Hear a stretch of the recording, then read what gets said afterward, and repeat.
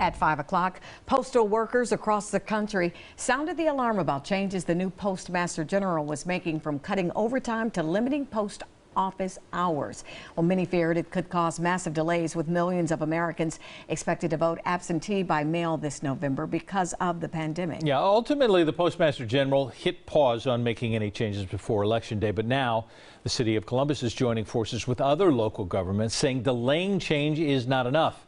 NBC4's Danielle Grossman explains. Fewer blue boxes like these around town is just one reason our local government's stepping in to send a very powerful message. This is happening on the eve of one of the biggest presidential elections, in the middle of a pandemic where vote by mail is going to be even more important. The controversy continues on with USPS, specifically their ability to handle election mail. Damage has already been done. After changes were made by the new Postmaster General, multiple attorney generals filed a lawsuit against USPS, and now our local government's chiming in too. We filed a brief supporting attorney generals across the country in making sure that the post office follows its own rules. Columbus City Attorney Zach Klein says it's not the time to take sides. This is everybody's problem.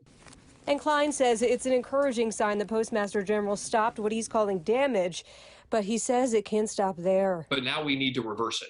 Aaron Sellers with the Franklin County Board of Elections says they have a great relationship with the post office. We're always working and reaching out to our local post office officials.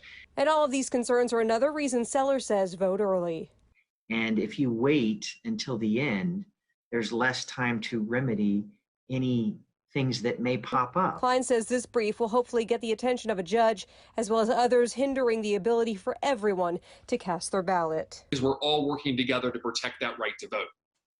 USPS responded with no comment, but they did reiterate that the review and removal of some of these blue boxes has been happening for years, and they said any changes will be happening after the November election. Local for you, Danielle Grossman, NBC4.